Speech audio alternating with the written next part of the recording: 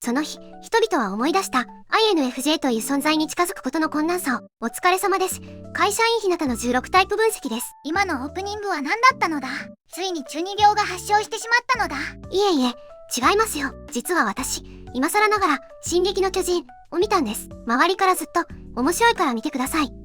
言われていたのですが、なかなか手を出せずにいまして、でも最近ついに、そろそろ見ないと一生見ない気がする、と思って、一気見なしてしまったんです。本当に今更すぎるのだ。世の中はもう完結して、みんな涙を流し終わった後なのだ。本当にその通りだと思います。完全に時代に乗り遅れました。でも、実際に見てみたら、言われていた通り、とんでもなく面白くて、世界観の作り込みも深いし、キャラクターそれぞれの内面も重くて、気づけば夜更かしして一気に見進めてしまいました。で、これは完全に職業病なのですが、見ながらずっと考えてしまったことがあるんです。あの人類を守る三重の壁、ウォール、マリア、ウォール、ローゼ、ウォール、シーナの構造って INFJ の心の壁の構造とほとんど同じなんじゃないかって。また始まったのだ。何でも MBTI に結びつける悪い癖なのだ。自分でもそう思います。でも、聞いてみてください。今日はですね、いつものようなガチガチの心理解説というよりも、進撃の巨人の30の壁を使って INFJ の心を無理やり説明してみたら、意外とわかりやすかった、という、ちょっと冗談交じりの企画でお話ししていきます。完全に私のこじつけではあるんですけど、INFJ の壁ってこういう感じなんだ、とイメージしやすくなると思いますので、気楽な気持ちで最後まで聞いてもらえたら嬉しいです。無理やり解説、すごく不安なのだ。でも、とりあえず聞いてあげるのだ。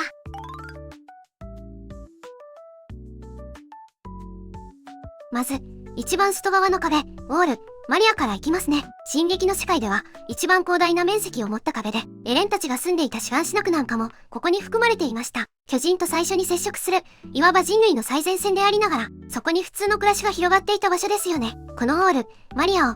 INFJ の心に当てはめると、日常的な人間関係が営まれている社交エリアになります。職場の同僚、学校時代の友人、趣味のサークル仲間、ママ友、近所の人、SNS で繋がっている CI、そういった、普段よく会うけれど、心の奥底まで話したことがあるか、というと微妙なラインの人たちとの関係が、ほとんどここに入ります。じゃあ、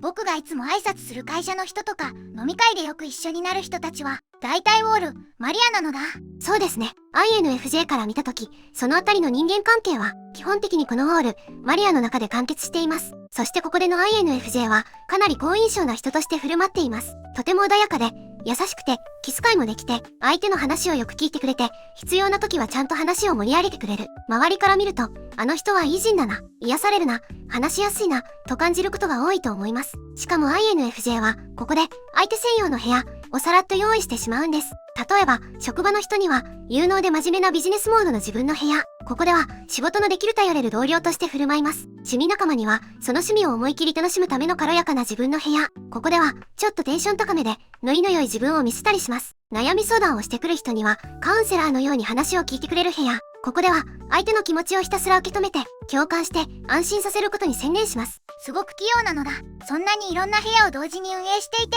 大丈夫なのだ。正直に言うと、かなり疲れます。ですけど、INFJ にとっては、これはある程度、自然にやってしまうこと、なんです。自分がどう振る舞えば、相手が一番楽になるのか、場がスムーズに回るのか、衝突が起きないのか、そういうことを感覚的に分かってしまうので、その役割を無意識に引き受けてしまうんですね。ここで大事なのは、INFJ は嘘をついているわけではないということです。どの部屋の自分も、嘘の自分ではなくて、自分の一部、なんです。ただ、その中で、どこまでを見せるかをすごく精密に調整している、という感じです。その結果、周りの人は、あの人は私のことをよくわかってくれる。結構何でも話しているし、距離も近い、と感じることが多いです。ですが、INFJ 側からの視点は少し違います。どんな風に違うのだ？ウォール、マリアの住民って、壁の外の本当の世界については何も知らなかったですよね。巨人がどこから来たのかとか、世界がどうなっているのかとか、完全にシャットアウトされていました。それと同じで、ウォール、マリアのエリアで関わっている人は、INFJ の本当の内面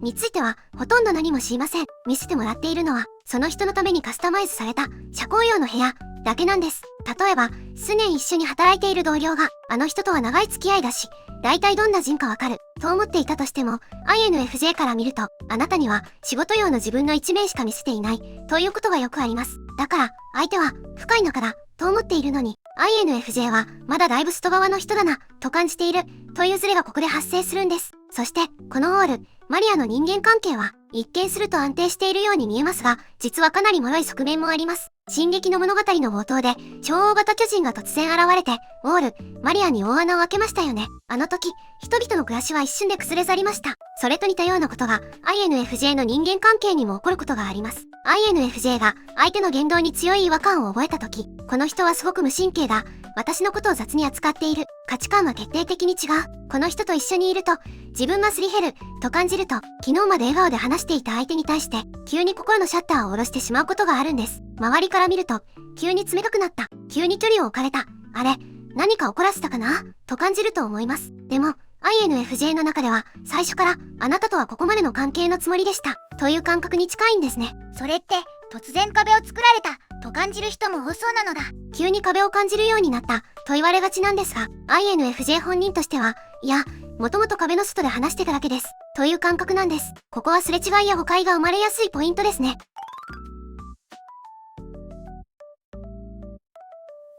では、そのもう一つ内側にある壁、ウォール、ローゼに進みます。進撃の中では、ウォール、マリアが陥落した後、人類の新たな最前線になった壁でした。ここから内側は、より人類の存続に直結する、重要なエリアですよね。INFJ にとって、このウォール、ローゼは、信頼の審査場、です。ここに入れる人はかなり限られていて、時間をかけて信頼を積み重ねてきた人だけが、このエリアに入ることができます。例えば、長年付き合っている友達とか、かなり深めに話せる職場の仲間とか、家族の中でも特に心を開ける人とか、そういう人たちが、ウォール、ローゼに入ってくるイメージです。でもさっき、友達でも恋人でも、まだマリアの外ということもある、と言っていたのだ。それはどういうことなのだ？それが、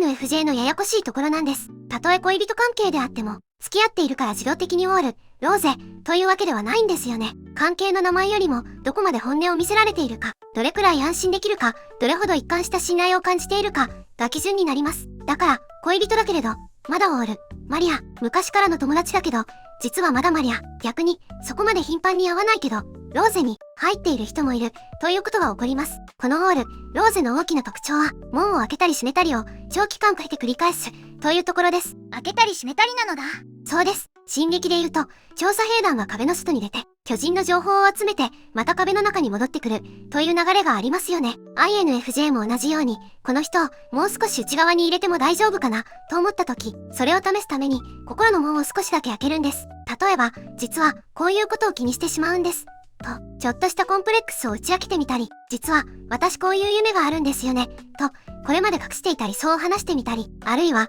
実は、こういうことで傷ついたことがあって、と、過去の痛みを少し共有してみたり、その時に、INFJ は相手の反応をものすごく注意深く見ています。否定されないかどうか、茶化されないかどうか、軽く扱われないかどうか、興味本位で根掘り葉掘りされないかどうか、他の人にペラペラ喋られないかどうか、怖いくらい観察されているのだ。そうなんです。INFJ の中には、リヴァイ兵長みたいな、冷静で容赦ない監査役が常駐していて、相手の言動をずっとチェックしているイメージです。何度か本音を試しに出してみて、その度にちゃんと大切に扱ってもらえたら、この人は少し内側に入れてもいいかもしれない。と、判断されて、ウォール、ローゼの中に招き入れられます。でも、ここで問題なのは、この審査期間がとても長いということです。数ヶ月で終わる人もいれば、何年も何年もかけて、ようやくローゼに入れる人もいます。じゃあ、最近ちょっと深い話をしてくれるようになった、と思っても、まだ審査中の可能性もあるのだ。試験の一部に合格しただけ、ということも多いです。INFJ は一度のテスト結果では決めません。何度も何度も、このテーマを話しても大丈夫かな、ここまで見せても大丈夫かな、と、範囲を少しずつ、広げながら、長期的に相手の反応を見ています。そして、このウォール、ローゼで起きやすいのが、急に距離が近くなったり、また少し離れたりする、という現象です。ある時期は、すごく本音を話してくれたり、連絡も頻繁だったりして、あれ、なんか最近すごく仲良くなったな、と感じることがあります。でも、少し時間が経つと、急にまた落ち着いて、連絡頻度も普通に戻って、あれ、何だったんだろう、と感じることもあると思います。これは、INFJ が心の中で、門を開けてみよう。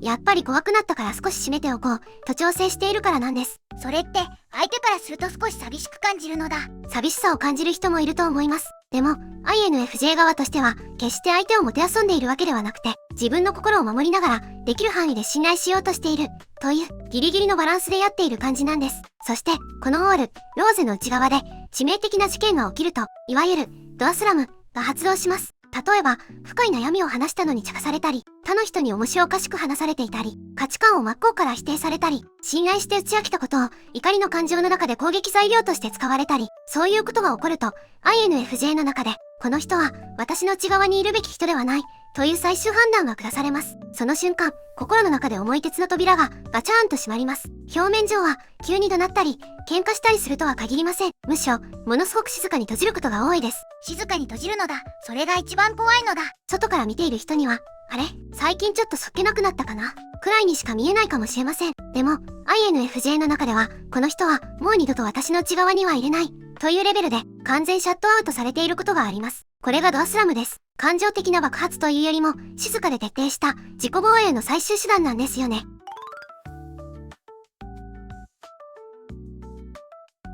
では、いよいよ一番内側の壁、オール、シーナに行きましょう。進撃の世界でのオール、シーナは、オートが位置する、最も安全で、最も神聖で、そして政治的にも複雑な場所でしたよね。ごく一部の特権階級だけが住むことを許されていて、一般市民は簡単には近づくこともできませんでした。INFJ の心の中で、このオール、シーナに対応するのが、空白の部屋が存在する領域です。ここは本当に特別な場所で、純白の部屋がポツンと一つ、静かに存在しているイメージです。この部屋には、INFJ の核があると言ってもいいです。誰にも見せていない本当の感情、恥ずかしいくらい大きな理想、心の奥底にある怒りや絶望、ずっと抱えてきた悲しみ、小さい頃から感じていた孤独感、そういうものが全部ここにしまわれています。家族でもここには入れないことがあるのだ。あります。むしろ、家族だから入れている、とは限らないのが、この部屋の難しいところです。長年一緒に暮らしていても、ここだけは堅くなに閉ざしている、ということも十分あり得ます。この空白の部屋が、空白、と呼ばれているのは、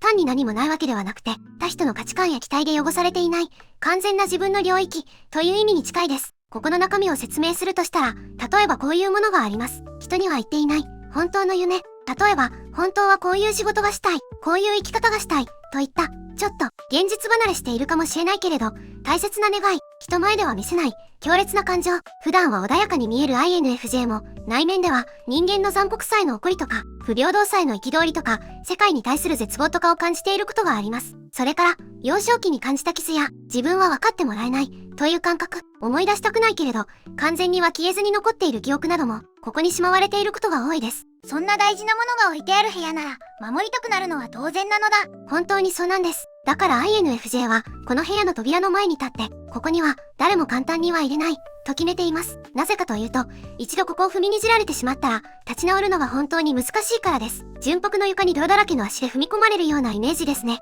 例えば、勇気を出して本当の夢を打ち明けたのに、無理に決まってるでしょ。現実験だよ、と笑われたとか、深い悲しみを話したのに、そんなことでと軽く流されたとか、大事な価値観を否定されたり、バカにされたりしたら、その汚れは簡単には拭えません。だから、INFJ は基本的に、この部屋の存在そのものを隠します。そんな部屋、最初からありませんよ、という顔をして生きていることも多いです。じゃあ、誰かにこの部屋のことを話すって、それだけで相当なことなのだ。空白の部屋の存在自体を誰かに打ち明けることは、INFJ にとって相当な勇気が必要です。実は、私の中には誰にも見せていない、こういう場所があるんです。と、自分でも直視したくない部分を誰かに認めてもらおうとする行為だからです。ここで、進撃の話に少し戻りますが、物語が進んでいくと、壁の中には一体何があるのか、という、とんでもない秘密が明らかになっていきますよね。まだ見ていない人のために詳しくは言いませんが、そんなものが入っていたのと、鳥肌が立つような真実が出てきます。あの展開は本当に衝撃だったのだ。あれを知らずに進撃を見ないのはもったいなさすぎるのだ。まだ見ていない人には、ぜひ壁の正体のシーンまでたどり着いてほしいなと思います。あの瞬間、今まで見ていた世界は何だったのという感覚になると思います。で、INFJ の心の壁も、それと似ているかもしれません。外側から見ているだけだと、ただ壁がある、ちょっとガードが硬い人だな、くらいにしか見えないかもしれません。でも、その壁が出来上がるまでには、ものすごく長い歴史があるんです。幼い頃から感じてきた、自分だけ浮いている感じ、みんなが普通に流していることに、なぜか自分だけ傷ついてしまう、あの感覚、大丈夫と相談した時に、そんなの気にしすぎ、と言われた経験、本音を話した時に、笑われたり否定されたりしたこと、そういう一つ一つの出来事が心の中に小さな傷として残り続けて、それがこれ以上は傷つきたくないという気持ちと結びついて、少しずつ壁として積み上がっていきます。つまり、その壁は怖がりだからじゃなくて経験の結果なのだ。単なる臆病さというよりも、自分を守るために身につけた生き方の工夫なんです。過去に何度も傷ついたからこそ、ここまでは見せても大丈夫。ここから先は危険。と、自分なりのラインを引くようになったんですよね。だから、この三重の壁は、INFJ がこの世界で自分らしさを失わずに生きていくために必要だった進化の結果、とも言えます。世界の刺激に耐えながらも、自分の感性を守っていくために、時間をかけて作り上げた、すごく精巧な防衛システムなんです。そして、そんな大切なシステムの一番内側にあるのが、空白の部屋です。ここに誰かを招き入れるということは、その人に対して、あなたには、私の歴史も、傷も、理想も、全部見せてもいい、と認めることに等しいんですよね。じゃあ、もし誰かがこの部屋に入れてもらえたら、それはすごいことなのだ。本当にすごいことです。INFJ にとって、その人は人生単位で特別な人です。その人といる時だけは、社交用の部屋を用意しなくてよくて、いい人を演じなくてもよくて、かっこ悪い自分も、未熟な自分も、全部見せてしまえる。そして、その上で、それでも一緒にいたい、と思ってくれる人。その人は、INFJ にとって、王族を超えた扱いを受ける存在になります。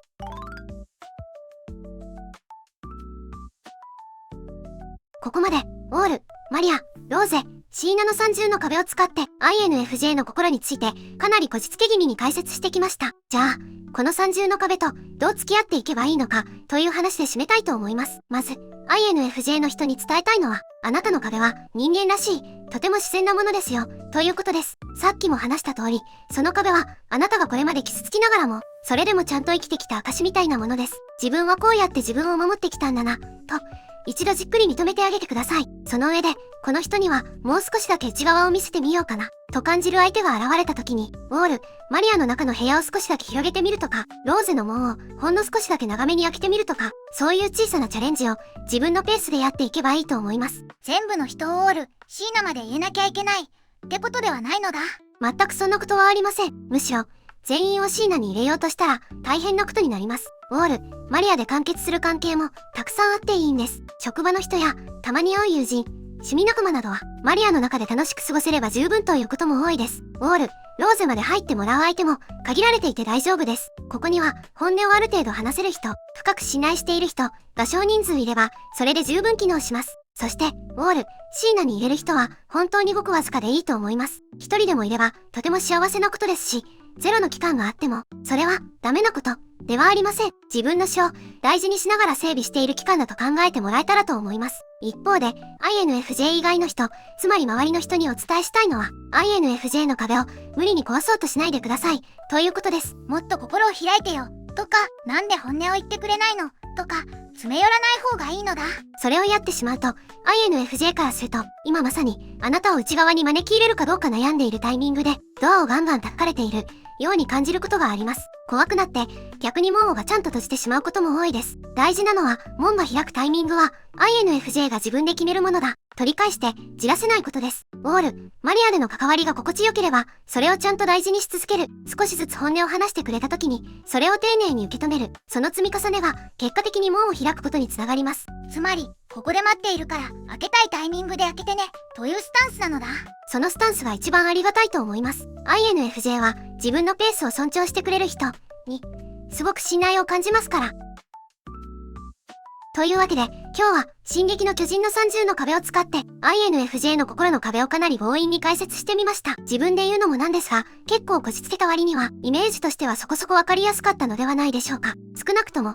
INFJ ってなんであんなに壁があるように見えるの？という疑問には、少し答えられたかなと思います。僕はすごく納得したのだ。INFJ の人のことを、前より大事にしたくなったのだ。そう言ってもらえると、とても嬉しいです。なので、もし皆さんの身近に INFJ っぽい人がいて、なんかいい人なんだけど、どこか壁があるんだよな、と感じているなら、今はウォール、マリアで楽しく過ごしている段階なんだな、と、